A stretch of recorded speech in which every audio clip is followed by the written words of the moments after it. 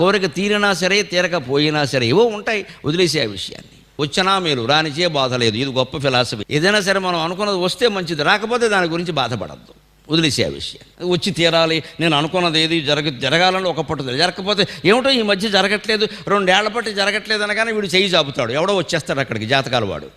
నువ్వు ఈ మధ్యని ఇలా ఇవ్వడానికి కారణం ఏంటంటే నీకు గురుడు 3లో ఉన్నాడు, శుక్రుడు 6లో ఉన్నాడు, నువ్వు మా ఇంట్లో ఉండంటాడు. అయిపోయింది వీడి పని, 2 ఎకరాలు అమ్మేయవలసిందే. ఎందుకోసం? జరగకపోతే నష్టం ఏమిటంటే అనుకున్నదాన్ని జరగాలా.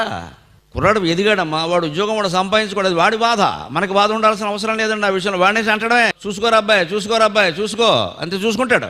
లేదు ఎవరిని అడిగారు కూడా మీ అబ్బాయి ఏం చేస్తున్నాడండి, ఫోన్ నెంబర్ ఇస్తాను వాడిని అడగండి అని చెప్పండి, తిక్క కుదిరిపోతుంది తిన్నగాను. 2 సార్లు అందరికీ జవాబు చెప్పేసరికి వాడికి తెలిసిపోతుంది, చూసుకోవాలి తొందరగా, నాన్నగారు ఇబ్బంది పడుతున్నారు, అమ్మ ఇబ్బంది పడుతుందని. ఏదో చూసుకుంటాడు. జీవితాంతం మనం బాధపడుతూ కూర్చుంటాం వీళ్ళ గురించి. ఇదే జ్ఞానం అంటే అర్థం. ఆ స్థితప్రజ్ఞత ఉండాలి.